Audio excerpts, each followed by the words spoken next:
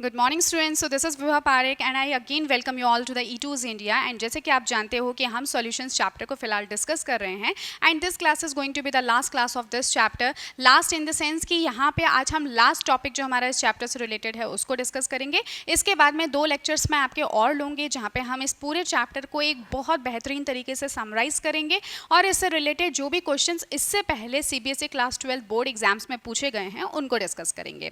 But this class will be considering the last topic of this whole chapter, जो कि important है और यहाँ से एक बहुत ही अच्छे क्वालिटी के क्वेश्चंस आप एक्सपेक्ट कर सकते हैं, जो थोड़े से डिफ़िकल्ट भी हों, जिसमें आपको थोड़ा दिमाग लगाना पड़े। इस तरह के क्वेश्चंस हम इस टॉपिक से एक्सपेक्ट कर सकते हैं from this chapter, right? Okay, so let's start our discussion. आज हम बेसिकली बात करने वाले हैं वेंट हॉफ फैक्टर क्या चीज़ होती है, एबनॉर्मल मोलर मास से हमारा क्या मतलब है। क्लियर? तो अभी तक जो भी हमने डिस्कस किया है, जो हमारी लास्ट क्लास में बेसिकली कॉलिगेटिव प्रॉपर्टी से रिलेटेड हमने डिस्कस किया था, उसको मैं एक बार आपको फटाफट से बता देती हूँ। आपको ध्यान होगा हमने 4 कॉलिगेटिव प्रॉपर्टीज की बात की थी, है ना? 4 कॉलिगेटिव प्रॉपर्टीज को अच्छे खासे डिटेल में हमने डिस्कस किया था। कौन कौन सी थी वो कॉलिगेटिव प्रॉपर्टीज? तो फर्स्ट थी relative lowering of vapour pressure, relative lowering of vapour pressure. इसके अलावा हमने देखा था elevation in boiling point.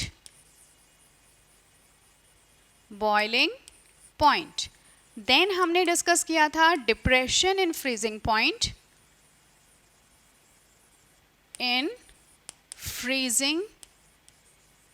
Point. और फाइनली हमने डिस्कस किया था अबाउट द ऑस्मोटिक प्रेशर। ठीक है, इनमें हमने क्या पढ़ा था वो मैं आपको शॉर्ट में एक बार समझा देती हूँ। Relative lowering of vapour pressure हमने क्या देखा था कि कोई भी हमारा एक सोल्यूशन है, तो उस सोल्यूशन में जो भी हमारा वॉलेटाइल कंपोनेंट होता है उसके कुछ वेपर्स हमें मिलते हैं, कुछ वेपर फेज में वेपर पार्टिकल्स उसके मिलते हैं। तो वो जो वेपर के पार्टिकल्स होते हैं वो लिक्विड के सरफेस पे कुछ प्रेशर क्रिएट करते हैं।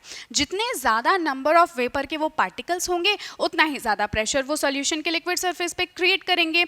तो ये जो सरफेस पे लगने वाला प्रेशर होता है इसको हम कहते थे वेपर प्रेशर। अब इसको हम कॉलिगेटिव प्रॉपर्टी में क्यों पढ़ रहे हैं?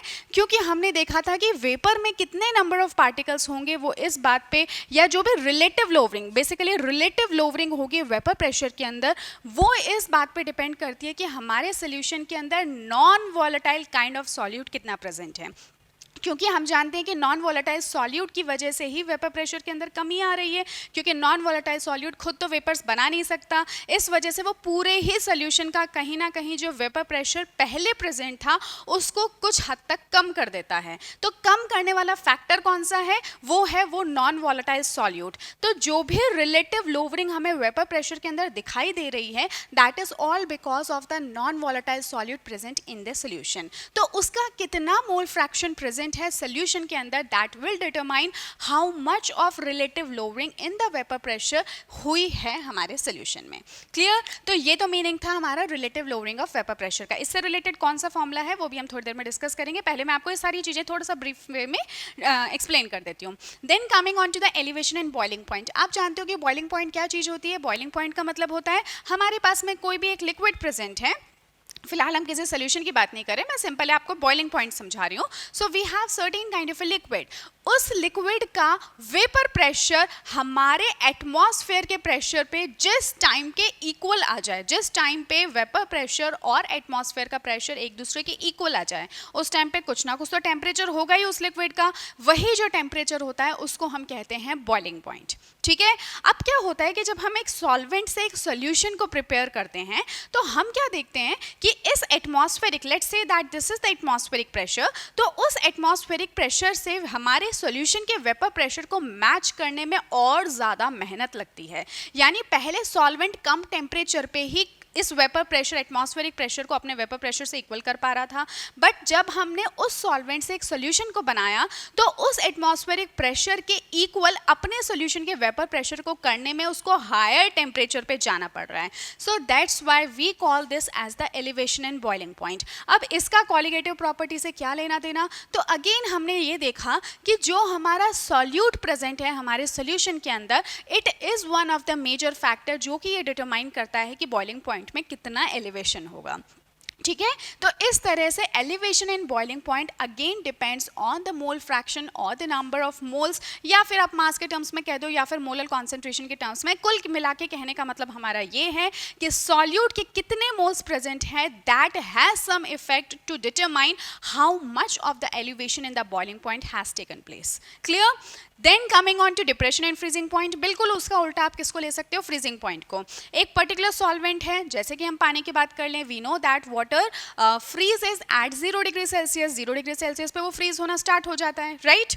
तो जैसे ही हम वाटर को हटा के वाटर का एक सोल्यूशन बनाए, कोई भी एक सोल्यूशन, तो हमने ये देखा है कि एक सोल्यूशन को बनाने के लिए उसका टेम्परेचर और लो करना पड़ता है so that it gets freezes.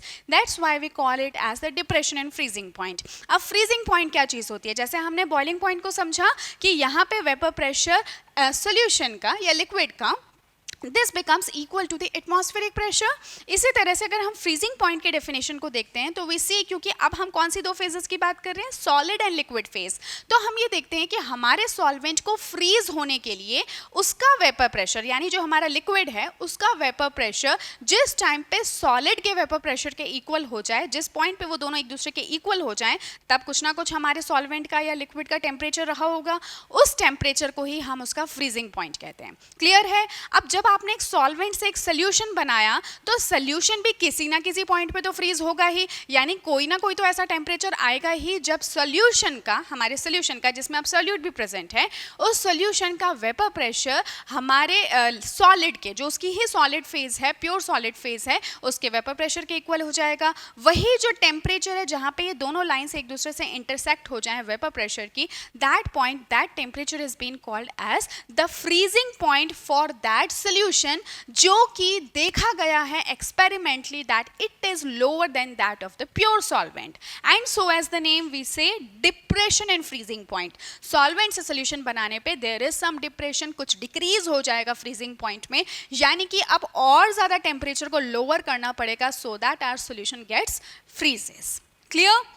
ये हो गया इसका meaning. Then coming on to the osmotic pressure. Osmosis is something that you have discussed many times. आपने अपनी बायोलॉजी में और लोअर क्लासेस में ऑस्मोसिस जैसे वर्ड्स जो हैं वो सुन रखे होंगे. क्या इसके बेसिक एग्जांपल्स होते हैं, that also have discussed with you. जैसे किशमिश है, बहुत ही कॉमन एग्जाम्पल है, हम सब ने हमारे घरों में कर रखा है कि किशमिश को आपने रात भर के लिए पानी में डिजोल्व करके रख दिया है ना, पानी के अंदर आपने उसको डिजोल्व तो नहीं कहेंगे लेकिन आपने उसको पानी के अंदर सोक करके रख दिया. जब आपने सुबह देखा तो किशमिश फूल चुकी थी. तो ये जो प्रोसेस हुआ कि पानी का कुछ कॉन्सेंट्रेशन, कुछ पानी जो है वो एक सेमी परमिएबल मेम्ब्रेन के थ्रू किशमिश के अंदर एंटर हुआ और उसने उसको स्वेल कर दिया. इस प्रोसेस को ही हम क्या कहते हैं, osmosis. And osmosis is a natural process. Osmosis अपने आप से होता है, उसके लिए आपको कोई अलग से एफर्ट्स लगाने की जरूरत नहीं है. होता उसमें यह है कि जो हमारे लोअर कॉन्सेंट्रेशन का सोल्यूशन ले लो, सॉल्वेंट ले लो, कुछ भी ले लो, आप दो डिफरेंट सोल्यूशन को भी ऐसा रखकर कर सकते हो.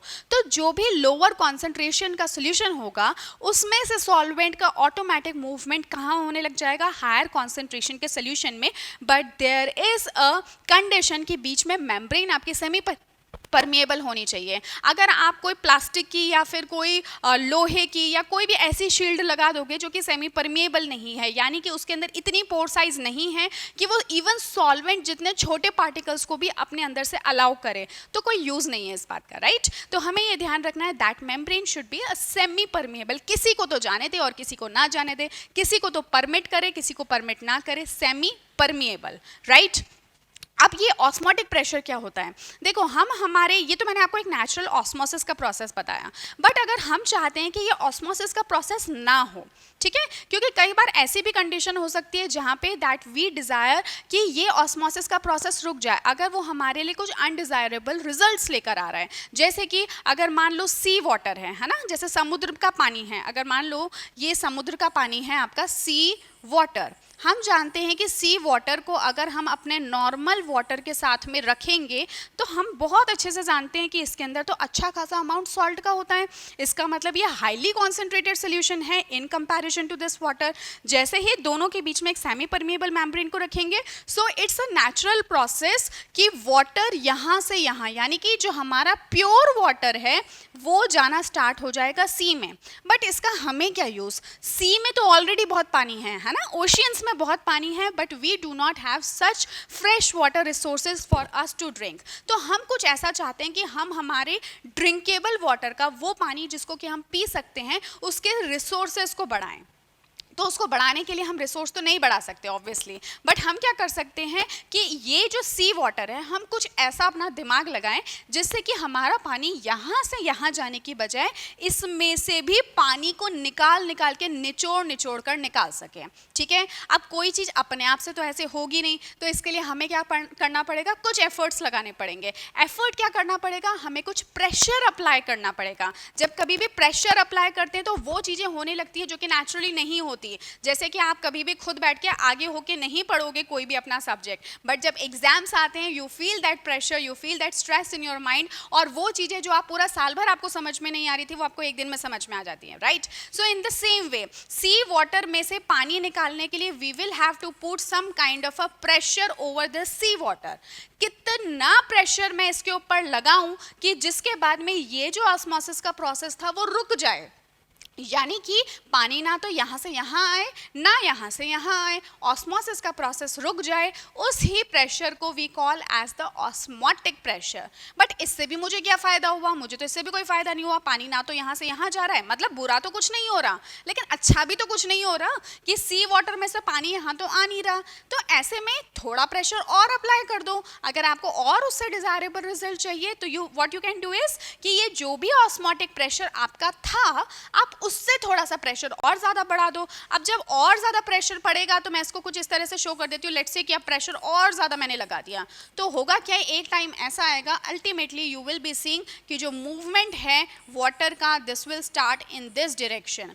और अब ऐसा सॉल्यूशन जो कि पहले खुद कॉन्सेंट्रेटेड था, आप उसमें से पानी को निकाल पा रहे हो, which is obviously against the natural phenomena. ये नेचुरल फिनोमिना नहीं है, ये नेचुरल फिनोमिना का ऑपोजिट है, that you are doing by intentionally putting more pressure than that of the osmotic pressure over the concentrated solution। तो आप basically देख क्या रहे हो, concentrated solution से इस बार solvent का movement हो रहा है कहाँ पे, lower concentrated solution में। So this process is called as reverse osmosis, and in this condition you will see कि जो हमारा osmotic pressure है उससे ज़्यादा pressure हमने अप्लाई किया है। क्लियर है। तो ये कुछ हमने चार बहुत ही इंपॉर्टेंट कॉन्सेप्ट्स देखे थे इस चैप्टर में। अगेन मैं आपसे कह रही हूँ, although this chapter, whole chapter is important, ideal solutions, non ideal solution important है, हेनरीज लॉ इंपॉर्टेंट है, यूनिट ऑफ कन्वर्जन वैसे एज अ टॉपिक इंपॉर्टेंट हो ना हो, but yes it is very important for you to have the soul of this chapter. वो तो आपको आना ही चाहिए, it's like a basic concept, ठीक है। लेकिन अगर पूछा जाए कि इस पूरे चैप्टर में which is the most important topic, so obviously it is colligative properties. ये चारों ही कॉलिगेटिव प्रॉपर्टी आपके लिए इंपॉर्टेंट है। So that's why I thought that this is important for you to understand this concept. Now let us see what are the different formulas that we have seen, right. Relative lowering of vapour pressure में आपको याद होगा हमने derivations किए थे, है ना। तो डेरिवेशन में ये हमारा सॉल्वेंट होता था, जिसको मैंने हमेशा इस पूरे एक्सप्लेनेशन के दौरान I have always taken solvent as A and solute as B. So I hope that you will understand, अगर मैं ए लिख रही हूँ इसका मतलब I am talking about the solvent, ठीक है। So delta P upon P nought A, this represents to the relative lowering of vapour pressure. अगर मैंने यहाँ पे पी नॉट ए ना लिखा होता, so this was simply the lowering of vapour pressure, but now it's relative lowering of vapour pressure which is equal to the mole fraction of the non-volatile solute present in the solution, ठीक है। इसी को अगर मैं further और ज़्यादा simplify करके लिखना चाहूँ, so I can write it like this, NB upon NA, ठीक है।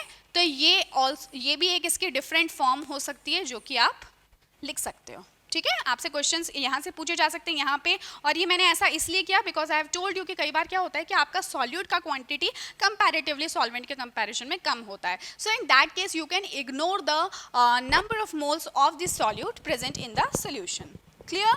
Okay, so now let us moving on to the elevation and boiling point. तो आपको याद होगा हम एलिवेशन को किससे शो करते थे? डेल्टा टीबी से, यानी द टेम्परेचर डिफरेंस. ठीक है, और ये डेल्टा टीबी किसके इक्वल होता था? सो this was TB minus TB naught, क्योंकि हमने देखा था हमारा जो सोल्यूशन था उसका बॉइलिंग पॉइंट हमारे प्योर सॉल्वेंट से ज़्यादा था, तभी तो हम वर्ड यूज़ कर रहे हैं एलिवेशन. ठीक है, अब डेल्टा टीबी की वैल्यू हमने देखी थी that this was equal to K B M.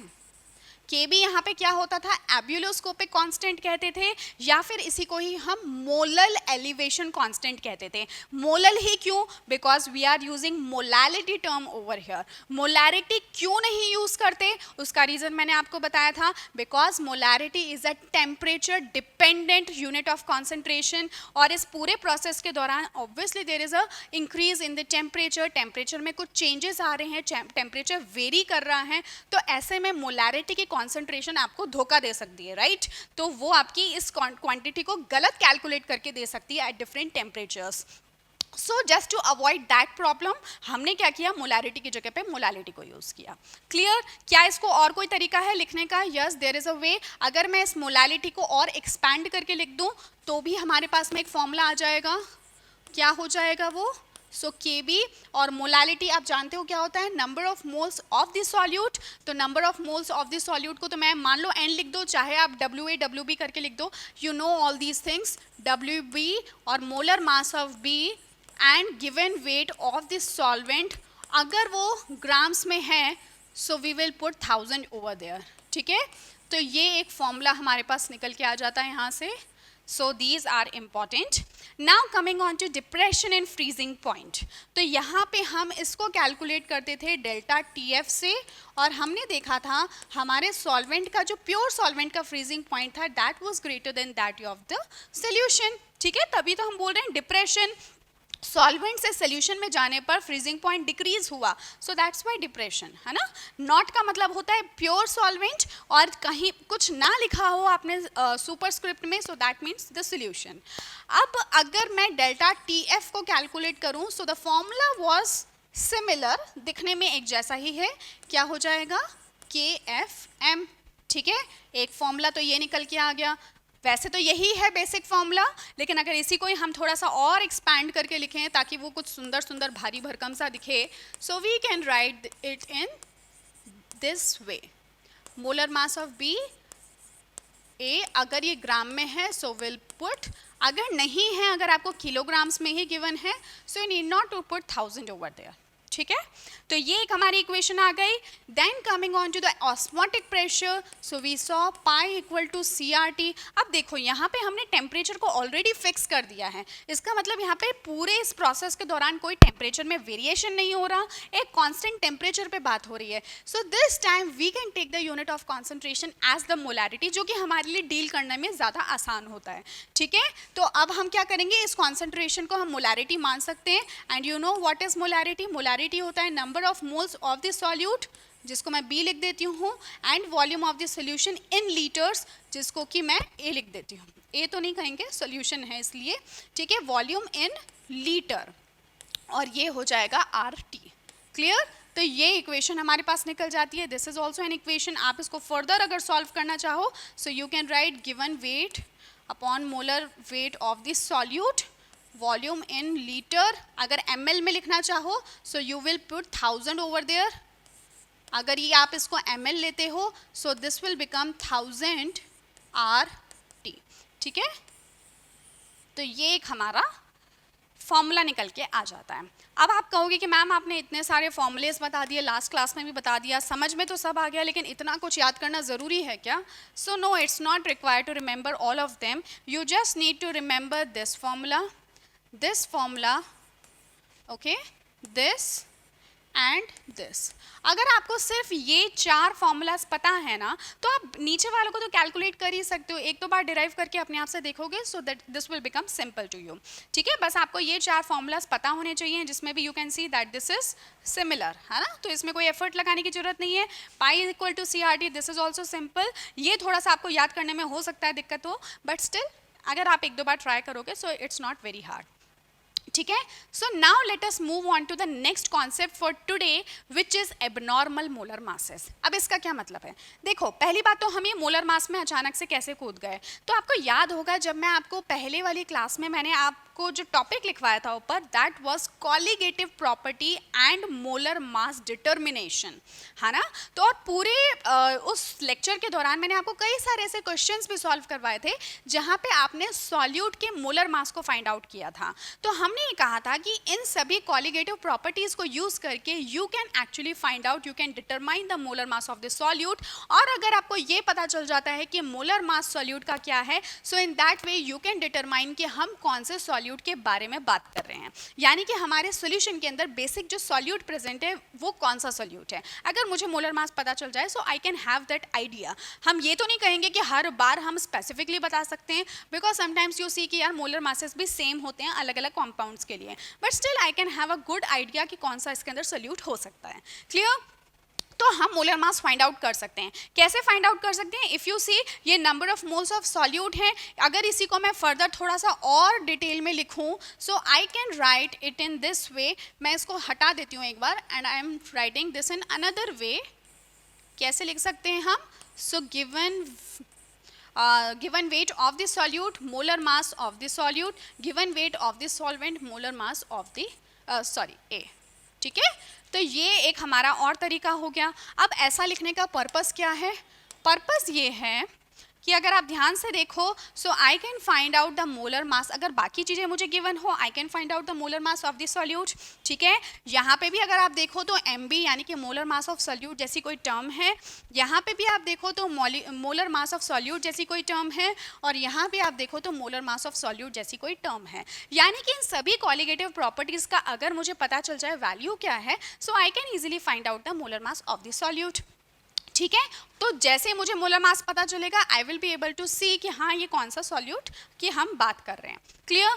तो फिर ये एबनॉर्मल मोलर मास का क्या चक्कर है? देखो, होता क्या है कि हमारे है ना अलग अलग तरह के सॉल्यूट्स होते हैं। सॉल्यूट्स मतलब आप जानते हो कि आपकी क्लास में कुछ बच्चे हैं जो कि बहुत सिंसियर हैं, कुछ ऐसे हैं जो कि बिल्कुल सिंसियर नहीं, और कुछ ऐसे हैं जो ठीक है मतलब एकदम पैसिव नहीं होते, उनको कोई मतलब भी नहीं है, ना तो कोई ज़्यादा खेलते हैं, ना कोई वो पढ़ाई में स्मार्ट है, मतलब वो कुछ भी नहीं है, वो बिल्कुल एकदम एवरेज है ना।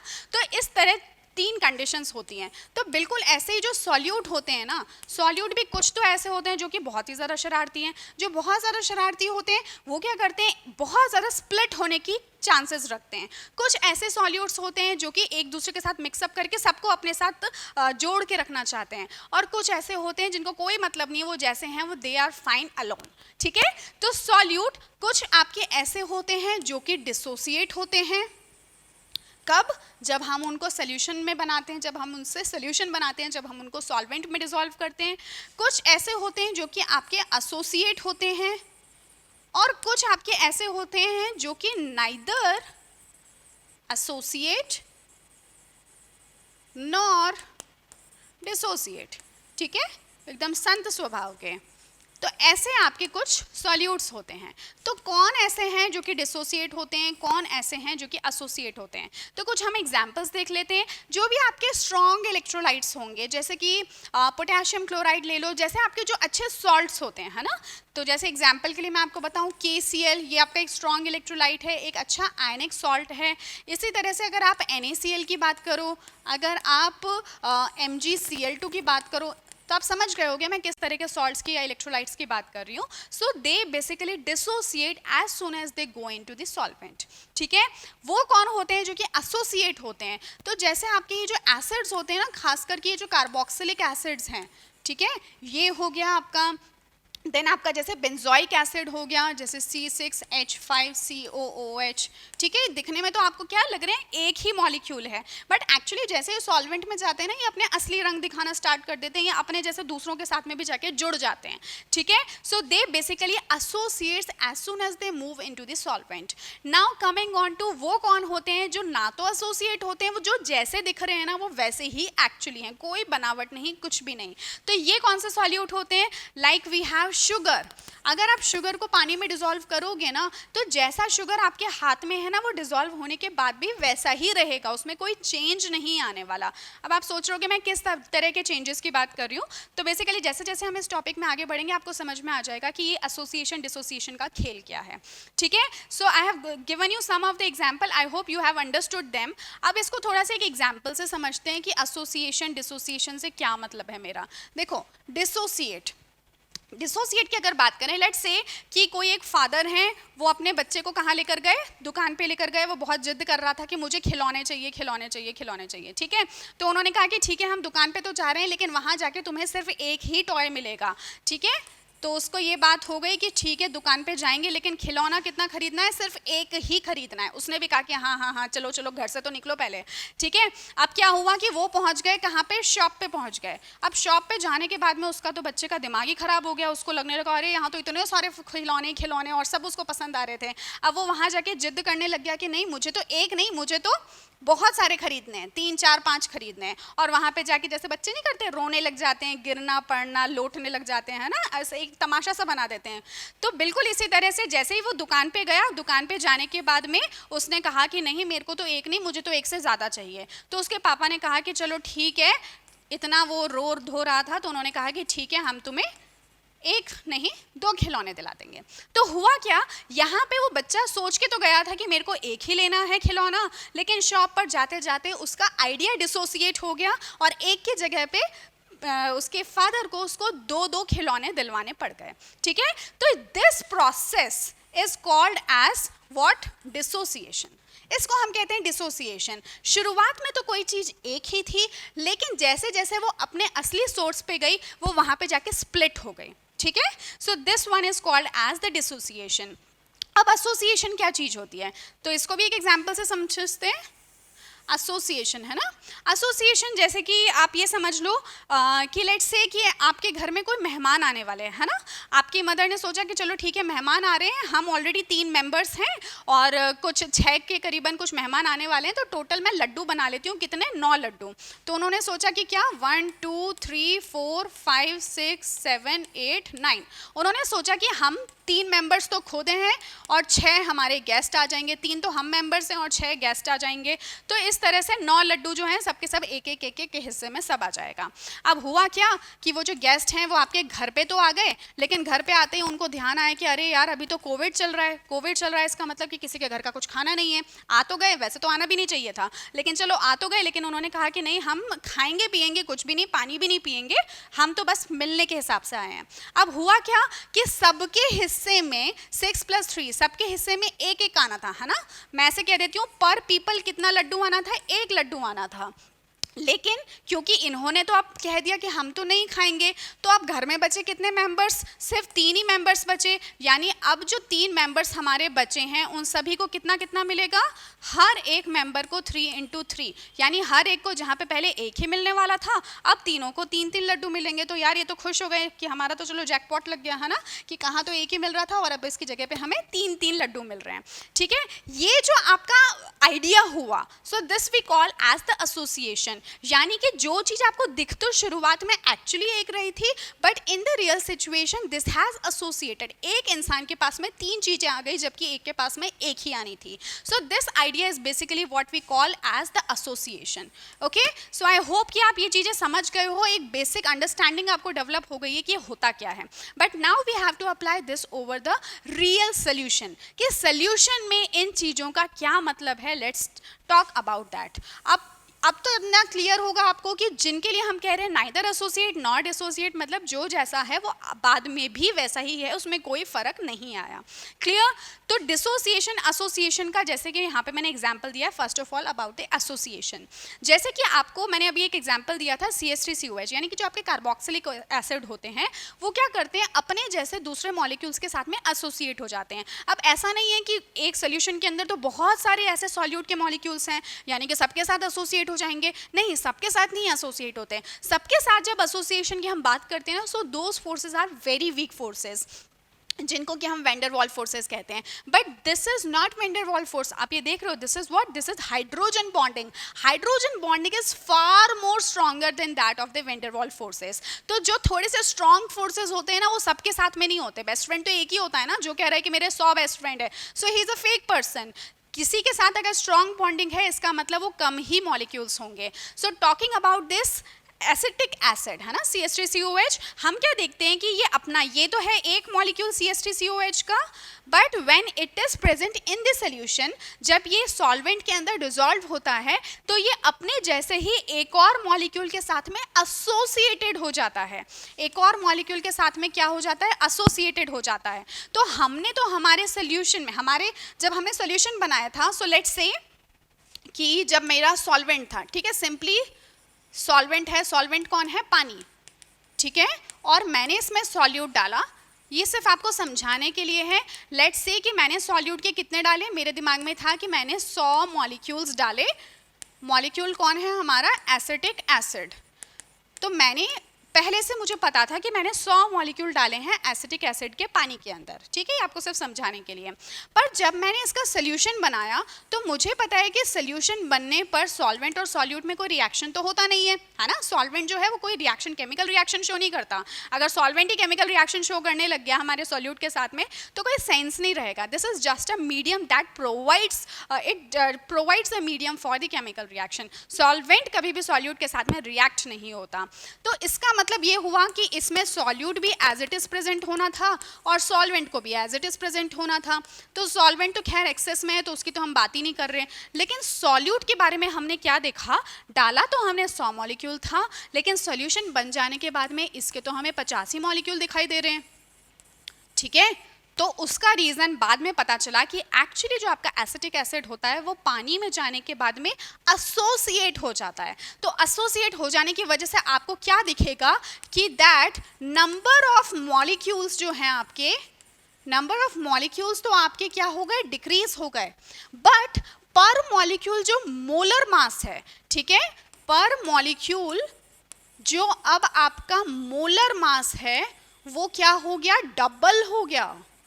इस केस में डबल हो गया, मैं यहाँ पे इन जनरल इंक्रीज लिख देती हूँ, पर इस केस में हमें क्या दिख रहा है, अगर इसका मास, मोलर मास x था, तो इस मॉलिक्यूल का मास जो कि एक डाइमर है वो कितना हो जाएगा, this is what, this is dimer. तो इसका अब मास क्या हो जाएगा, डबल, यानी कि 2x हो जाएगा। क्लियर? तो ये एक हमें, और कॉलिगेटिव प्रॉपर्टी की अगर मैं बात करूँ, सो वी नो दैट जो कॉलिगेटिव प्रॉपर्टी होती है ना, that depends on the moles property, on the number of moles of the solute.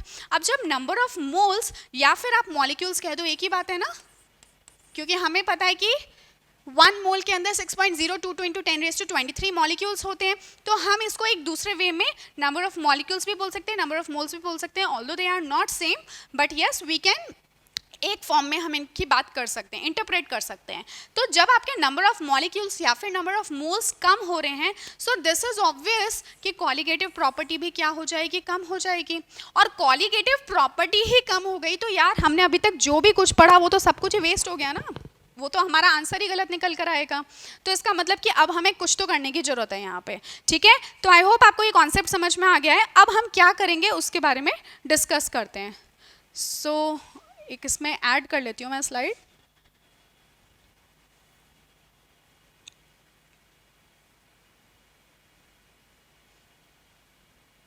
Okay, तो हम किसके बारे में बात कर रहे हैं, सबसे पहले एसोसिएशन के बारे में बात कर लेते हैं। यही जो मैंने आपको एग्जाम्पल दिया था इसी को थोड़ा सा और बेहतर समझते हैं। Like we have in general, पहले मैं आपसे बात कर लेती हूँ। So like if you have Na and it is converted into AN। अगर ये हमारा एक वीक इलेक्ट्रोलाइट है तो हमें पता है कि वीक इलेक्ट्रोलाइट जो है वो किसी ना किसी पॉइंट पे कंप्लीटली डिसोसिएट या एसोसिएट तो कभी होता नहीं है ना, तो वहाँ पे एक इक्विलिब्रियम कंडीशन अचीव हो जाती है। तो ये एसोसिएशन का रिएक्शन क्यों है? Because earlier we had more number of molecules and after present into the solution the number of moles are decreasing. ठीक है, so this represents to a association reaction. Now let's say कि एक time t equal to 0 है eight कोई time है any certain time t, है ना, यहाँ पे कोई फाइनल टाइम की बात नहीं हो रही है, कोई भी टाइम t है, कोई भी random time t। Let's say कि मेरे पास में पहले अगर 1 मॉलिक्यूल था किसका, A का, ठीक है, तो ऑब्वियस सी बात है टाइम t इक्वल टू 0 यानी कि जैसे ही आपने उसको सोल्यूशन में डाला ही है तभी तो मेरे डाइमर या ट्राइमर या जो भी कुछ है वो बनना स्टार्ट नहीं हो जाएगा। ठीक है, अब कुछ टाइम t के बाद में मैंने देखा तो उनमें से कुछ मॉलिक्यूल्स आपके ऐसे होंगे जो कि अब एसोसिएट हो चुके होंगे। सभी की हम बात इसलिए नहीं कर रहे because this is any random time t। बीच में अगर पूरे प्रोसेस को होने में लेट्स से कि आपको 100 मिनट लग रहे हैं, जो कि बहुत ज़्यादा है वैसे तो, बट लेट्स से कि 100 मिनट लग रहे हैं, तो मान लो कि मैंने 40th मिनट के ऊपर देखा कि मेरा कितना रिएक्शन प्रोग्रेस हुआ। ठीक है, तो अगर किसी भी टाइम t पे मान लो कि अल्फा नंबर ऑफ पार्टिकल्स आपके ऐसे थे जो कि एसोसिएट हो गए, तो आप देख रहे हो ना, अगर ये n यहाँ पे लिखा आता है इसका मतलब n नंबर ऑफ मॉलिक्यूल्स आपस में एसोसिएट होंगे। So this will come out as, यानी कि इसके कितने मॉलिक्यूल्स बने इस पर्टिकुलर टाइम पे, सो that will be alpha by n। ठीक है, अगर ये 2 होता, जो कि मैं आपको थोड़ी देर में भी बताऊंगी, सो आपको इस तरह से ये करना होता है। अब इसके अंदर अगर आपसे कोई पूछे कि बताओ डिग्री ऑफ एसोसिएशन कितना हुआ है, तो डिग्री ऑफ एसोसिएशन आप कैसे फाइंड आउट करते हो कि किसी भी टाइम t पर कितने नंबर ऑफ मॉलिक्यूल्स प्रेजेंट हैं, ठीक है, जो कि अनएसोसिएटेड हैं, और टोटल आपने इनिशियली कितने मॉलिक्यूल्स को लिया था। So in this way 1 minus alpha by 1। Clear है, तो ऐसे आप निकालते हो डिग्री ऑफ एसोसिएशन। कोई आपसे कहेगा परसेंट डिग्री ऑफ एसोसिएशन निकालो, तो 100 से मल्टीप्लाई कर दो। ठीक है, और एक हमारे पास में वैल्यू होती है जिसको हम कहते हैं आई। ठीक है, अभी मैं आपको थोड़ी देर में समझाऊंगी आई का क्या मतलब होता है, बट अभी आप बस इतना समझ लो, आई का मतलब होता है किसी भी टाइम t पर कितने टोटल नंबर ऑफ चाहे एसोसिएटेड चाहे नॉन एसोसिएटेड मॉलिक्यूल्स, यानी हमारा जो सोल्यूशन है उसमें कौन कौन से कितने नंबर के मॉलिक्यूल्स प्रेजेंट हैं, चाहे वो किसी भी फॉर्म में प्रेजेंट हो, तो वो किसी भी टाइम t पर आप क्या देख रहे हो। So this will B basically, वो कितने हो जाएंगे आपके 1 minus alpha plus alpha by n। ठीक है, सो दिस इज इंपॉर्टेंट। ठीक है, अब इसको हम एक एग्जाम्पल के थ्रू समझते हैं, जो भी मैंने आपको बताया भी था, CH3COOH। मुझे पता है कि ये क्या बना देता है, एक डाइमर। ठीक है, कैसे बनाता है डाइमर, अभी उसका आपको थोड़ी देर पहले मैंने फिगर बताया था। Now at time t equal to 0 and at time t equal to t। ठीक है, इसमें तो कोई दिक्कत नहीं है। अब देखो, अगर मैं मान लेती हूँ कि इनिशियली मैंने 100 नंबर ऑफ मॉलिक्यूल्स अपने एसिटिक एसिड के लिए थे और फिर उसको वाटर में डिसॉल्व किया था, तो मेरे पास इनिशियली कितने मॉलिक्यूल्स थे, 100 थे। जब टाइम t इक्वल टू 0 की बात कर रहे हैं, इसका मतलब ये तो 0 ही होगा। ठीक है, अब उसके बाद में at any certain time t, let's say कि 100 में से 50 मॉलिक्यूल्स ऐसे थे जिन्होंने कि एसोसिएशन शो किया। ठीक है, 100 में से 50 मॉलिक्यूल्स ऐसे थे जिन्होंने कि एसोसिएशन शो किया। अब देखो, मैंने आपको क्या बताया था, अगर ये अल्फा है तो this should be alpha by n, जहाँ पे n ये चीज़ है, राइट। तो इसका मतलब ये 50 मॉलिक्यूल्स अगर एसोसिएट होंगे तो वो कितने मॉलिक्यूल्स बनाएंगे, ऑब्वियस सी बात है 50 मॉलिक्यूल हैं, हर एक मॉलिक्यूल किसी अपने दूसरे मॉलिक्यूल के साथ में एक मॉलिक्यूल बनाता है, जो कि अभी हमने देखा था 2 मॉलिक्यूल्स मिलके एक मॉलिक्यूल एसोसिएट करते हैं ना, 1 और 2, 2 मॉलिक्यूल्स मिलके एक मॉलिक्यूल को एसोसिएट करते हैं। तो 50 मॉलिक्यूल्स कितने के साथ कितने को एसोसिएट करके एक मॉलिक्यूल बनाएंगे, so that would be 50 by 2, यानी कि कितना हो जाएगा 25। क्लियर है, और ये भी ऑब्वियसली आपका 50 हो गया। अब इस 50 का मतलब ये है कि इतने अभी भी एसिटिक एसिड के अनएसोसिएटेड मॉलिक्यूल इस मिक्सचर में प्रेजेंट, इस सॉल्यूशन में प्रेजेंट है। क्लियर, अब इसके लिए अगर कोई मुझे कहे कि डिग्री ऑफ एसोसिएशन निकालो, तो वो कैसे निकालेंगे, 50 बाय 100, यानी कि कितने अनएसोसिएटेड अभी हैं और इनिशियली हमने कितने मॉलिक्यूल्स डाले थे। सो ये कितना आ जाएगा आपका, सो दिस विल बी 0.5। क्लियर है? और अगर हम इसके लिए वेंट हॉफ फैक्टर जिसको कि हम आई बोलते हैं वो निकालें तो किसी भी सर्टेन टाइम टी पे टोटल नंबर ऑफ मॉलिक्यूल्स कितने हैं. So this will be 50 plus 25, कोई दिक्कत नहीं.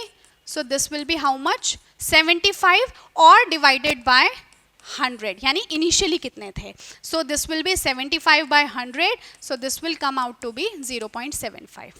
क्लियर? यहाँ पे भी हमने क्या है, नीचे 1 ले रखा है इसलिए आपको इस तरह से दिखाई दे रहा है, अदरवाइज आप इसी तरह से निकालोगे. क्लियर है?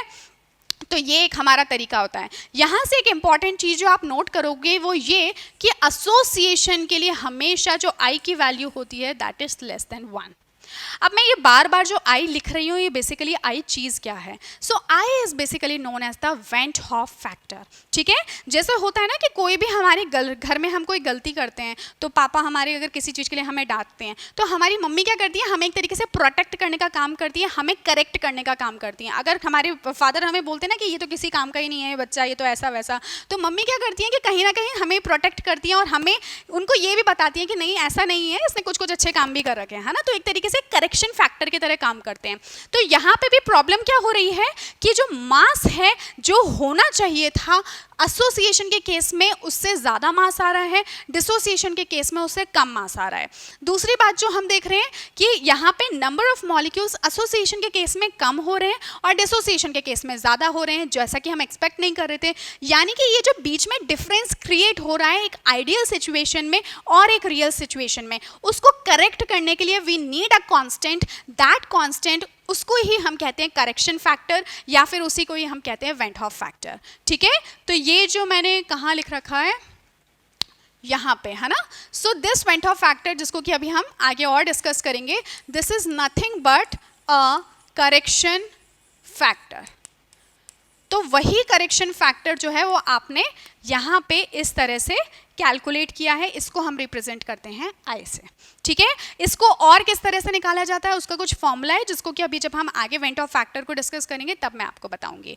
Now coming on to the dissociation part. तो डिसोसिएशन को भी आप अच्छे से समझ तो चुके ही हो. So now let me take a general example. So let's say कि ये मेरा एक मॉलिक्यूल है, ठीक है, और अब ये क्या हो रहा है, डिसोसिएट हो रहा है. तो ये अगर ये एक स्ट्रॉन्ग इलेक्ट्रोलाइट है so this will dissociate in what way, it will dissociate like this. Clear है? अगर ये कोई वीक इलेक्ट्रोलाइट है तो आप इक्विलिब्रियम का साइन यूज कर सकते हो. So I am considering a strong electrolyte because हम उसी के केस के लिए ज़्यादा पढ़ेंगे. Now again time t equal to 0 पे और time t equal to t पे क्या कंडीशंस है, let's talk about that. So let's say कि अगर इनिशियली इसका एक ही मॉलिक्यूल था so at time t equal to 0 यहाँ तो कोई डिसोसिएशन ही नहीं हुआ है. पानी में डालोगे, डालने के बाद में कुछ तो टाइम लगेगा तभी, हालांकि अगर वो स्ट्रॉन्ग इलेक्ट्रोलाइट है तो बहुत फटाफट डिसॉल्व हो जाएगा, डिसोसिएट हो जाएगा, but still it will take some time. So let's consider कि एट t इक्वल टू 0 यहाँ पे कोई भी डिसोसिएशन नहीं हुआ है. But after certain time t कुछ तो मॉलिक्यूल्स होंगे जो डिसोसिएट हो चुके होंगे. लेट्स से वो मॉलिक्यूल्स जिन्होंने कि एक्चुअल डिसोसिएशन में पार्टिसिपेट किया है, ठीक है, वो लेट्स से हमारे कितने हो जाएंगे, अब हो जाएंगे n अल्फा. ठीक है, तो अब अगर मुझे कोई कहे कि डिग्री ऑफ डिसोसिएशन निकालो तो अगेन मैं क्या करूंगी, 1 माइनस अल्फा, यानी एट सर्टेन टाइम t कितने मेरे मॉलिक्यूल्स ऐसे हैं जो कि अनडिसोसिएटेड हैं, डिवाइडेड बाय टोटल मैंने इनिशियली कितने मॉलिक्यूल्स लिए थे. So this will be 1 minus alpha by 1 which you can say 1 minus alpha. ठीक है, क्योंकि ये 1 है इसलिए मैंने इसको 1 माइनस अल्फा लिखा, अदरवाइज हम उसको किस और लिखते हैं. अगर कोई परसेंट डिसोसिएशन पूछे, degree of dissociation, so you will multiply this with 100. Simple सी चीज़ें हैं वो तो आप कर ही लोगे. Then coming on to the van't Hoff factor. Van't Hoff factor मैंने आपसे कहा था किसी भी सर्टेन टाइम t जिसपे कि आप जानना चाहते हो कि नंबर ऑफ मॉलिक्यूल्स कैसे कितने प्रेजेंट है, नंबर ऑफ मॉलिक्यूल्स कितने प्रेजेंट हैं. So what you will do, 1 minus alpha plus n alpha divided by 1 होगा, बट क्योंकि 1 ही है so it is not going to have any effect. So आप इसको इस तरह से लिख सकते हो, अदरवाइज आप इसमें अल्फा को कॉमन लेके भी कर सकते हो, हालांकि उससे कोई फर्क नहीं पड़ने वाला. So this is a way in which you will be finding the value of i. ठीक है, अब इसका एक एग्जाम्पल ले लेते हैं. मैंने अभी आपको कहा था लाइक NaCl हो गया, KCl हो गया, MgCl2 हो गया, MgSO4 हो गया, तो ये आपके कुछ एग्जाम्पल्स हैं इनके. So let's take an example of the most simple salt जिसको कि हम हमेशा यूज़ करते हैं, लाइक NaCl. तो आपको पता है पानी में जाने के बाद में ये काफ़ी हद तक, मतलब पूरी 100% भी ना कहो तो almost 100% it is going to dissociate like Na+ ion and Cl- ion, ठीक है। टाइम t इक्वल टू 0 पे अगर मैं बात करूं और time t equal to t पे मैं बात करूं, तो लेट्स से कि अगर NaCl के इनिशियली मैंने 100 मॉलिक्यूल्स लिए थे, ठीक है, 100 ही लेकर चलते हैं हम। सो लेट्स से कि मैंने 100 मॉलिक्यूल्स लिए थे, तो कितने आयंस बने आउट ऑफ दिस 100 मॉलिक्यूल्स, या 100 ये मॉलिक्यूल्स जो हैं इससे, सो this was 0 and this was 0, ठीक है। अब क्या हुआ कि लेट्स से कि 100 में से 50 मॉलिक्यूल्स ऐसे थे जिन्होंने कि डिसोसिएशन शो किया। मैंने क्या कहा, 100 में से 50, यानी कि 50 तो अभी भी ऐसे हैं जो कि NaCl के फॉर्म में ही बैठे हुए हैं, पर 50 मॉलिक्यूल्स ऐसे हैं जो कि डिसोसिएशन के प्रोसेस में गए, आगे बढ़े, ठीक है। और ये 50 अब कैसे डिसोसिएट हो जाएंगे, 50 तो Na+ के आयंस बनाएंगे और 50 ही Cl- के आयंस बनाएंगे, ठीक है ना।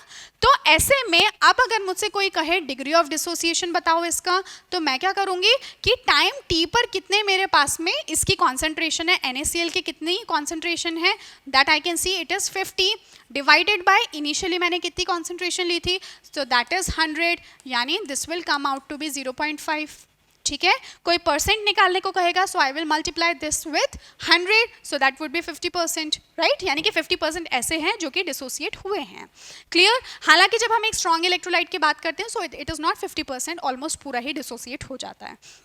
Then coming on to the I factor, यानी कि van't Hoff factor. Van't Hoff factor के लिए मैंने आपको कहा था किसी भी सर्टेन टाइम t जिस पे कि आप जानना चाहते हो कि कितनी कॉन्सेंट्रेशन है अलग अलग टाइप के मॉलिक्यूल्स के आयंस की, so that you can calculate bye कि ये मेरे NaCl के कितने मॉलिक्यूल्स हैं, so this is 50 and this is also 50, Na+ के 50 आयंस और Cl- के भी 50 आयंस, क्लियर है। तो ये मेरे कितने हो गए, 150 हुए, और इनिशियली मैंने कितने लिए थे, सो दैट वाज 100, तो ये कितना हो गया 150 अपॉन 100, यानी कि ये कितना हो गया 1.5। अब आप एक चीज नोटिस करो that this I is greater then that of 1, clear. तो यहां से हमने एक छोटा सा जो कंक्लूजन फाइंड आउट किया है वो ये कि जब हमने एसोसिएशन कराया था, तो एसोसिएशन के केस में I की वैल्यू यानी कि वेंट हॉफ फैक्टर की value is always and always less than 1, ठीक है।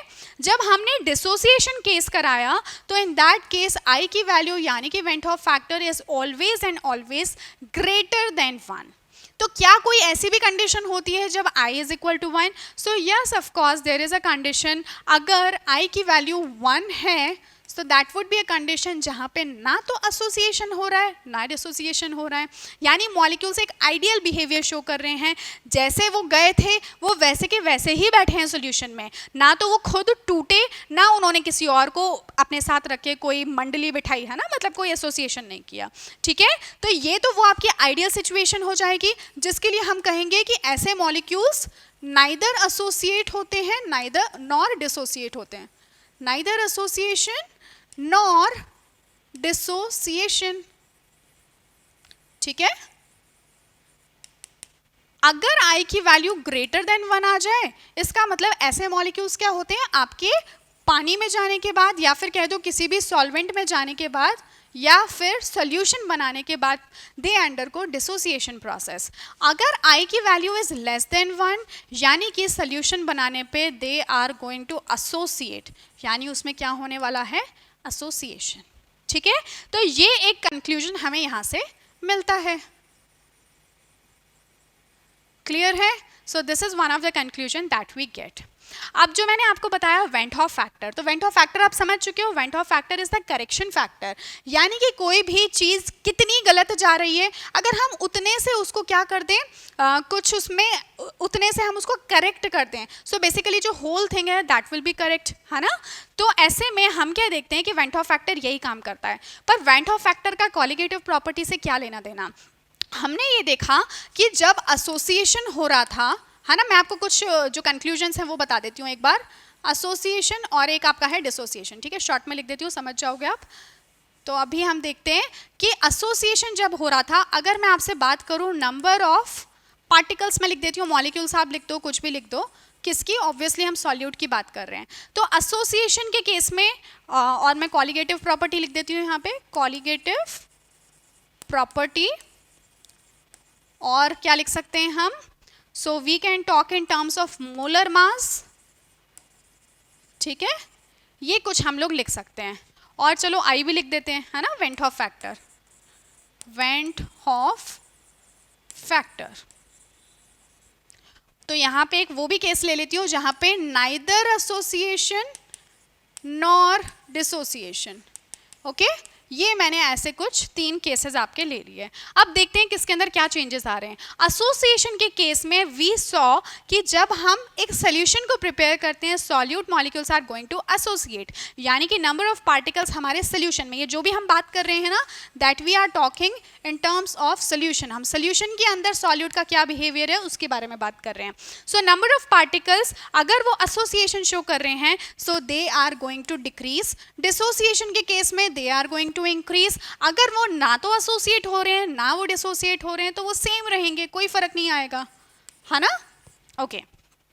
Colligative property, because this is directly proportional to the number of particles, या फिर आप कह दो नंबर ऑफ मोल्स के, है ना, इसको मैं मोल्स भी तो लिख सकती हूँ, तो पार्टिकल्स के नंबर ऑफ मोल्स की डायरेक्टली प्रोपोर्शनल होती है।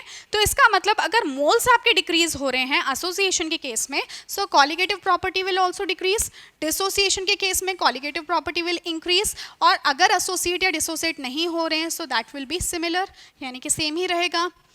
अगर हम मोलर मास की बात करें तो मोलर मास एसोसिएट हो रहे हैं ना, यानी चीजें पास आ रही हैं और पास आकर एक बड़ी यूनिट फॉर्म कर रही हैं, इसका मतलब कि मोलर मास पहले से बढ़ रहा है ना, तो मोलर मास के साथ में इनवर्स रिलेशन है। डिसोसिएशन के केस में आपने देखा Na और Cl दोनों अलग अलग हो गए थे। Na और Cl, NaCl का मोलर मास कुछ और है, Na का 23 है, Cl का कितना है 35.5 है, तो ये तो दोनों टूट गए ना, तो इसका मतलब कि पहले से मोलर मास कम हो गया।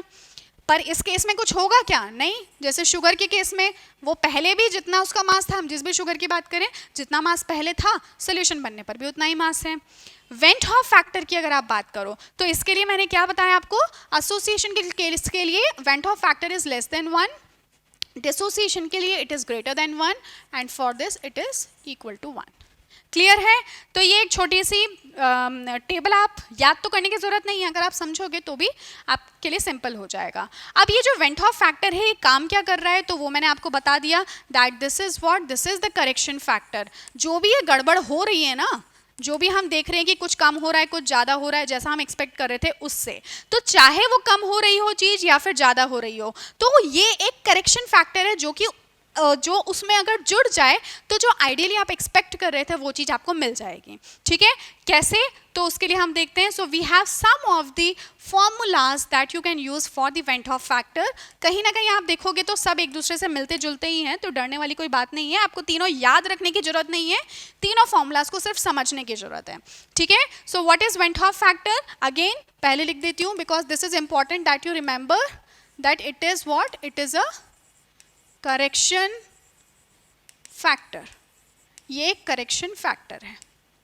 ठीक है, किस चीज का करेक्शन करेगा ये? जो भी हमारा एबनॉर्मल मोलर मास आ रहा है, चाहे वो कम आ रहा हो चाहे वो ज़्यादा आ रहा हो, तो उसको नॉर्मल लाने के लिए जो एक हम कांस्टेंट उसमें मल्टीप्लाई करेंगे, that constant will be this correction factor. ठीक है, तो देखो आई क्या चीज हो गई? Normal molar mass divided by abnormal molar mass. Abnormal molar मास आपका कम भी हो सकता है नॉर्मल से ज़्यादा भी हो सकता है। So this is one of the definition. क्या? Normal molar mass, ratio of normal molar mass and abnormal molar mass. ठीक है, सेकेंडली हम कह सकते हैं जो भी हमारी ऑब्जर्व्ड कॉलिगेटिव प्रॉपर्टी है divided by calculated colligative property है। जो हम लोग एक्सपेक्ट कर रहे थे कि यार ये तो ऐसा होना चाहिए, लेकिन एक्चुअली जब हमने कैलकुलेट किया तो कुछ और निकल कर आया।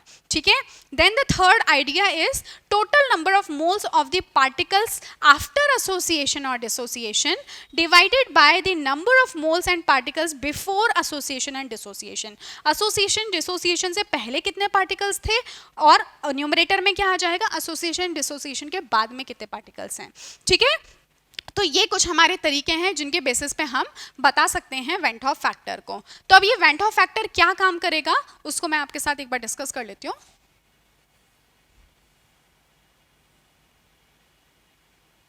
ओके, सो बेसिकली यहाँ पे आपको जो करेक्शन करना है वो है सिंपली, मैंने आपको क्या कहा, आई से आप मल्टीप्लाई कर दो।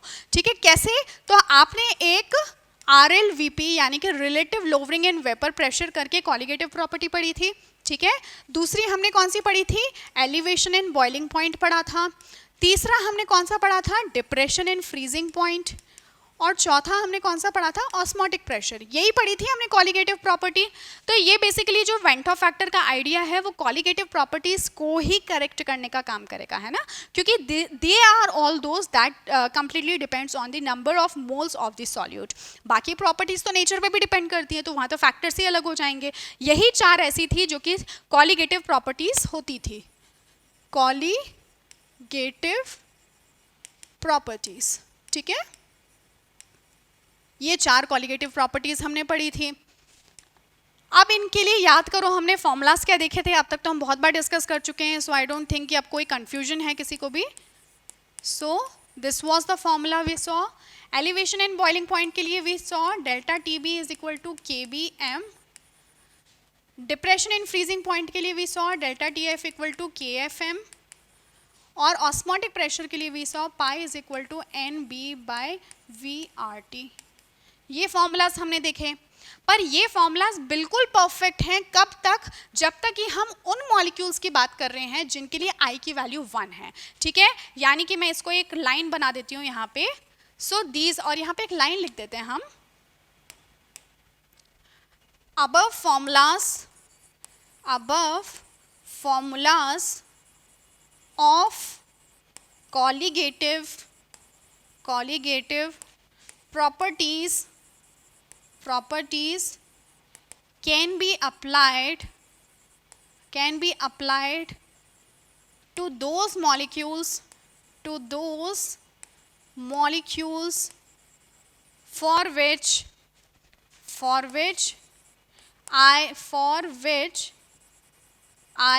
यानी कि van't Hoff factor is equal to 1। This is important. और ये वो कौन से मॉलिक्यूल होंगे जो neither dissociate nor associate in solution, जो सोल्यूशन में ना तो एसोसिएट होते हो ना डिसोसिएट होते हो, उन मॉलिक्यूल्स के लिए you can directly apply these formulas, कोई प्रॉब्लम नहीं है। पर वो मॉलिक्यूल्स जो कि सोल्यूशन में जाते ही, सोल्यूशन में बनते ही या तो एसोसिएट हो जाते हैं या डिसोसिएट हो जाते हैं, for those we need to add some correction factor, ठीक है। कुछ करेक्शन फैक्टर हमें ऐड करना होगा, वो करेक्शन फैक्टर होता है I। तो हम ऐसे में क्या करेंगे, सिंपली छोटा सा काम आपको करना है कि इसी फॉर्मूले में आगे आप क्या कर दो, करेक्शन फैक्टर से उसको मल्टीप्लाई कर दो, ठीक है। यही तो मैंने आपसे कहा था, कॉलिगेटिव प्रॉपर्टी जो भी आ रही है आपकी, उसको आप सिंपली क्या कर दो, I से मल्टीप्लाई कर दो। तो आपका ये जो मोल्स की वजह से, जो number of moles of solute की वजह से जो भी डिस्टर्बेंस क्रिएट हो रहा था वो बेसिकली आपका करेक्ट हो जाएगा, चाहे वो एसोसिएशन प्रोसेस हो चाहे वो डिसोसिएशन हो। सिंपली आप यहाँ पे भी यही करोगे, इज इक्वल टू I/KBM, ठीक है। इसी तरह से यहाँ पे भी हम क्या करेंगे, delta TF equal to I/KFM। और यहाँ पे भी हम क्या करेंगे, पाई इज इक्वल टू I/NB/V/RT, ठीक है। छोटा सा चेंज करना था बस हमें, और इस छोटे से चेंज की वजह से पूरा ही जो हमारा प्रॉब्लम आ रहा था एसोसिएशन और डिसोसिएशन करने वाले मॉलिक्यूल्स में, दैट इज कंप्लीटली रिजॉल्व्ड, ठीक है। तो ये फॉर्मूला हम कब अप्लाई करेंगे, for those molecules that either dissociate, जो डिसोसिएट करेंगे उनके लिए हम जानते हैं I is greater than 1, और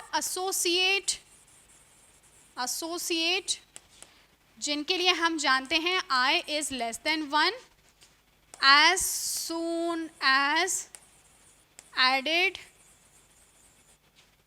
or as they form solution. जैसे ही वो सोल्यूशन में जाते हैं, सोल्यूशन बनाते हैं, तो वो मॉलिक्यूल जो या तो डिसोसिएट हो जाएं या फिर एसोसिएट हो जाएं, for those you are going to use these formulas, and believe me this part is really very important, इसलिए मैं इसको हाईलाइट कर देती हूँ। So this formula also you, अब इसमें रिमेंबर करने जैसा तो कुछ है नहीं है ना, अगर आपको पहले के फॉर्मूलाज याद हैं तो सिंपली आपको एक वेंट ऑफ फैक्टर को मल्टीप्लाई ही तो करना है और तो कुछ भी नहीं करना. सो this is the correction factor, I is the correction factor. Clear. अब यहाँ पे आपको कुछ वेंट ऑफ फैक्टर्स की वैल्यू दे रखी है यहाँ पे, किसके लिए, उन मॉलिक्यूल्स के लिए जो कि क्या होते हैं, डिसोसिएट होते हैं. ठीक है, ये सभी अगर आप ध्यान से देखो, so these all molecules undergo dissociation जैसे ही आप इनको पानी में डालोगे. तो वेंट ऑफ फैक्टर मैंने आपको क्या बताया, करेक्शन फैक्टर. तो हम भी इसका आइडिया लगा सकते हैं. ये तो आपको डिफरेंट डिफरेंट मोलालिटी के जो सोल्यूशंस हैं उनके अंदर वेंट ऑफ फैक्टर की वैल्यूज दे रखी है. अदरवाइज अगर वो कंप्लीटली डिसोसिएट हो जाते हैं, 100% डिसोसिएशन शो करते हैं, सो इन दैट केस आप भी बहुत ईजिली आइडिया लगा सकते हो, कोई बड़ी बात नहीं है, सिंपली देखकर बिना कैलकुलेट किए हुए. जैसे कि अगर NaCl है तो हमें पता है कि NaCl Na+ और Cl नेगेटिव आयन बनाएगा, यानी कि ये हम तो एक्सपेक्ट कर रहे थे कि ये पानी में जाने के बाद में एक ही मॉलिक्यूल रहेगा, लेकिन डिसोसिएट होने पर इसने अपने जैसे दो अलग अलग आयंस बना दिए, दो स्पीशीज बना दी. पहले ये एक स्पीशीज थी, एक से ये दो स्पीशीज बन गई. तो आप क्या देख रहे हो, इसके लिए वेंट ऑफ फैक्टर इज 2, है ना, जबकि हम एक्सपेक्ट कर रहे थे दैट दिस शुड बी 1, क्योंकि हमने तो NaCl का एक मॉलिक्यूल डाला था, पर पानी में जाने पे ये दो डिफरेंट आयंस में कन्वर्ट हो गया. So from 1 it has become 2. तो ऐसे में ये कितना हो गया, वेंट ऑफ फैक्टर 2. ठीक है. इसी तरह से KCl अगर डिसोसिएट होगा 100%, so this will B K+Cl negative, यानी एक एक्सपेक्ट कर रहे थे पर ये हो गया 2. So this is again 2. Then coming on to MgSO4, तो जैसे ही आप इसको पानी में डालोगे, so this will become Mg2+ plus SO4 2-. आपको चार्ज पे ध्यान नहीं देखना है, आपको नंबर ऑफ स्पीशीज पे ध्यान रखना है. तो ये देखो, एक Mg+2+ का आयन है और एक सल्फेट का आयन है. ठीक है, तो इसके लिए भी कितना निकल के आ गया, 2. अगर हम बात करें K2SO4 की, तो ये क्या बनाएगा, दो तो K+ के आयंस बनाएगा और एक SO4 या 2- यानी कि सल्फेट का आयन बनाएगा. तो टोटल कितने हो गए, दो K+ के और एक सल्फेट का, सो टोटल इज 3. तो वेंट ऑफ फैक्टर इज 3. पर ये उस केस में है जहां पर कि कंप्लीट डिसोसिएशन हो रहा है. अगर आपका कंप्लीट डिसोसिएशन वाली फेज नहीं है, कॉन्सेंट्रेशंस अलग अलग हैं, तो उस टाइम पे ये वैल्यू थोड़ी बहुत ऊपर नीचे हो सकती हैं, पर बहुत सारा डिफरेंस कभी नहीं आएगा. ठीक है, थोड़ा बहुत ऊपर नीचे हो सकता है. क्लियर.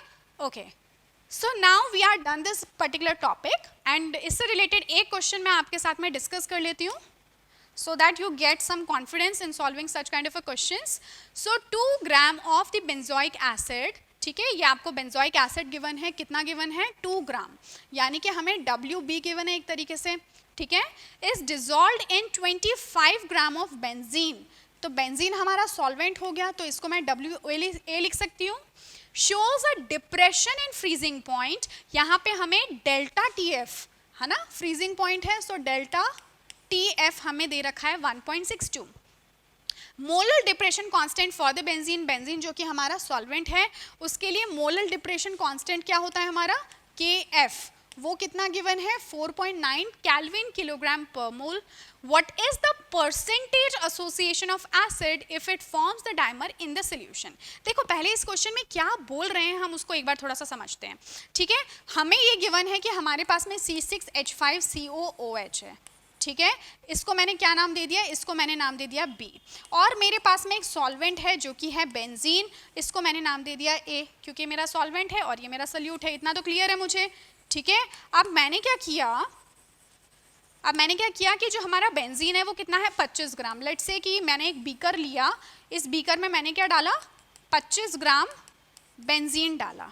ठीक है, 25 ग्राम मैंने क्या डाल दिया, A को डाल दिया. अब उस 25 मेरे को क्या बनाना है, सोल्यूशन बनाना है. तो सोल्यूशन बनाने के लिए मैंने इसी के अंदर 2 ग्राम B को डाल दिया. ठीक है, अब ऐसा करने पर मैंने ये देखा कि जो डिप्रेशन इन फ्रीजिंग पॉइंट हो रहा है वो कितना हो रहा है, 1.62 केल्विन हो रहा है. क्लियर. और जो हमारा बेंजीन होता है, यानी इसका जो डिप्रेशन, ये तो एक कांस्टेंट वैल्यू होती है ना, हमने पढ़ा था KF और KB. तो KF जो बेंजीन के लिए है वो कितना है, 4.9 केल्विन किलोग्राम पर मोल. तो ये आपसे ये पूछ रहे हैं कि कितने एसिड के मॉलिक्यूल्स, क्योंकि मैं जानती हूँ कि ये मेरा एक कार्बोक्सिलिक एसिड है और हमने देखा था कि एसिटिक एसिड, ये आपका बेंजोइक एसिड जो है ये पानी में जाकर कुछ ना कुछ एसोसिएशन शो करेगा. ठीक है, जब ये एसोसिएट होगा तो जो इसकी वजह से जो डिप्रेशन इन फ्रीजिंग पॉइंट जो हम देख रहे थे उसकी वैल्यू में कुछ डिफरेंस आ जाएगा, because we know that it's a colligative property, and colligative property depends on the number of moles of the solute. जब नंबर ऑफ मोल्स आपके कम हो जाएंगे एसोसिएशन की वजह से, तो जो डेल्टा टी एफ की वैल्यू में एक्सपेक्ट कर रहे थे वो वैसी तो होगी नहीं। So we need to consider the degree of association over here. तो वही जो परसेंट एसोसिएशन है ये आपसे फाइंड आउट करने को कह रहे हैं। अगर हम, इन्होंने आपको गिवन दे रखा है, अगर ये आपका एक डाइमर फॉर्म करता है in that case. Okay, so I hope आपको क्वेश्चन तो क्लियर हो चुका है। Now how to solve this question, let's talk about it. सबसे पहले तो हम ये देख लेते हैं कि बिना ये ध्यान दिए आई फैक्टर को थोड़ी देर के लिए भूल जाओ, बस इतना देखो कि डेल्टा टी एफ से क्या मोलर मास हमारे पास निकल कर आता है। ठीक है, so molar mass delta T F क्या होता है, के एफ एम होता है। ठीक है, क्या मुझे डेल्टा टी एफ गिवन है, so delta T F is yes 1.62 है ना, तो ये 1.62 मुझे गिवन है बेंजीन के लिए। क्या मुझे के एफ की वैल्यू गिवन है, so yes it is given to me 4.9। क्या मुझे मोलालिटी में क्या क्या पता है वो मैं लिख लेती हूँ। तो मुझे इतना तो पता है कि molality is what, molality is given weight of the solute by molar mass of the solute, यानी कि number of moles of the solute given weight of the solute solvent। और क्योंकि ये 25 ग्राम है, ग्राम में दे रखा है, इसलिए मैं इसको 1000 यहीं पे लिख लेती हूँ। ठीक है, तो सिंपली क्या मुझे W भी गिवन है, सो यस इट इज 2 ग्राम। ठीक है, क्या मुझे मोलर मास पता है, तो देखो मोलर मास मुझे पता तो है बेंजोइक एसिड का, लेकिन यहाँ पे मुझे वो मोलर मास फाइंड आउट करना है जिसमें कि चेंज आ रहा है, जहाँ पे गड़बड़ हो रही है। तो इसलिए मेरे को मोलर मास यहाँ से पता चल जाएगा अगर मैं इन सब वैल्यूज को पुट करूँ। और WA मुझे कितना गिवन है, 25। अब सिंपली आप यहाँ से क्या करोगे ना, सब कुछ तो गिवन ही है आपको, तो आप यहाँ से MB की वैल्यू यानी कि molar mass of the solute, experimental molar mass of the solute, आप इसको फाइंड आउट कर लोगे। कैसे करोगे, तो ये simply 4.9 into 2 into 1000 divided by 1.62 into 25। ठीक है, जब आप ये सारा कैलकुलेशन करोगे सो यू विल गेट वैल्यू 241.9 ग्राम पर मोल। ठीक है, आप ये कैलकुलेट करके देखना, तो आपके पास में एक्सपेरिमेंटल जो मोलर मास है वो कुछ इतना निकल के आ जाएगा।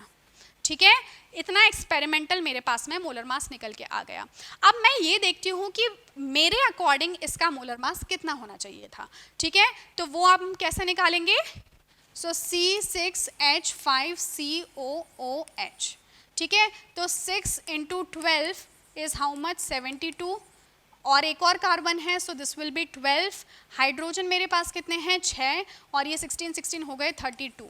तो ये कितना हो गया, 6 7 8 9 10 11 12 एंड दिस इज 7 8 9 10 11 12। तो ये मेरे पास कितना निकल के आ गया, 122 ग्राम्स। ठीक है, अब आप क्या देख रहे हो कि वो तो 122 ग्राम है जबकि ये 241.9 ग्राम है, यानी कि मास आपका बढ़कर निकल कर आ रहा है। So yes this is a case of association. तो ठीक है, जो इन्होंने एसोसिएशन वाली बात बोली है इसमें कोई प्रॉब्लम नहीं है। ठीक है ना, ये हम कर सकते हैं, बट अब हमें परसेंटेज एसोसिएशन निकालना है, वो हम कैसे निकालेंगे।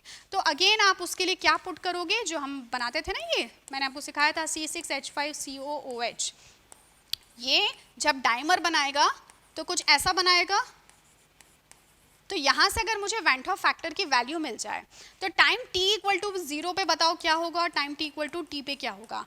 तो जब टाइम t इक्वल टू 0 है, लेट्स से कि मैं इसको 1 मॉलिक्यूल मान लेती हूँ। ठीक है, क्योंकि मेरे को यहाँ से क्या फाइंड आउट करना है, सिर्फ एसोसिएशन होने वाले मॉलिक्यूल्स फाइंड आउट करने हैं। So this will be how much, 1 minus x को अगर मैं मान लेती हूँ that they are getting associated, तो ये कितना हो जाएगा, x/2। यानी कि जो i की वैल्यू है that will be 1 minus x plus x/2। क्या मैं इसको 1, ये x है और ये x/2 है, so this will be 1 minus x/2। ठीक है, तो क्या मेरी वैल्यू जो है वो 1 माइनस x/2 के इक्वल आ गई, राइट, इतनी आ गई।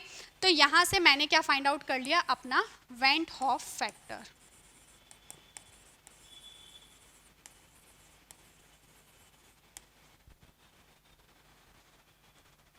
ओके, तो ये हमने वेंट हॉफ फैक्टर की वैल्यू यहाँ से निकाल ली। अब याद करो हमने वेंट हॉफ फैक्टर के कुछ फॉर्मूलाज देखे थे, है ना, ये कुछ फॉर्मूला हमने देखा था, normal molar mass divided by abnormal molar मास, और भी ये दो कुछ हमने फॉर्मूलाज देखे थे। अब आप देखो कि हमारे क्वेश्चन के अकॉर्डिंग कौन सा ऐसा वेंट ऑफ फैक्टर की वैल्यू है जो कि यहाँ पे इजीली बैठ जाएगी, सुटेबल होगी। तो हमारे तो मोलर मास का ही प्रॉब्लम आ रहा है, तो क्या ये वाला फॉर्मूला मैं यूज कर सकती हूँ, है ना, हम यूज़ कर सकते हैं इस फॉर्मूला को। तो देखो बस इसको यहीं पे यूज़ करते हैं। तो यहाँ से मेरे पास में आई की कुछ इक्वेशन निकल कर आई है, हालांकि अभी मुझे एक्स की वैल्यू नहीं पता, तो मैं यहाँ पे सिंपली इसको क्या कर लेती हूँ, I is equal to 1 minus x by 2। तो इसको मैंने लिख दिया इक्वेशन नंबर 1। और मुझे ये भी पता है that i is equal to normal molar mass divided by abnormal molar mass. क्या नॉर्मल और एबनॉर्मल मोलर मास अभी मैंने फाइंड आउट किए? तो हाँ, मैंने फाइंड आउट किए थे। देखो ये तो मेरे अकॉर्डिंग नॉर्मल मोलर मास है, यही होना चाहिए था मेरे अकॉर्डिंग टू, जबकि आ कितना रहा है 242 के आसपास। So I can write it as 122 divided by 241.9। Gram से ग्राम कैंसिल हो जाएगा, इसका मतलब एक कांस्टेंट वैल्यू मेरे पास निकल के आएगी जो मुझे पता है, मैंने कैलकुलेट कर रखी है। सो दिस विल बी 0.992 आई की वैल्यू।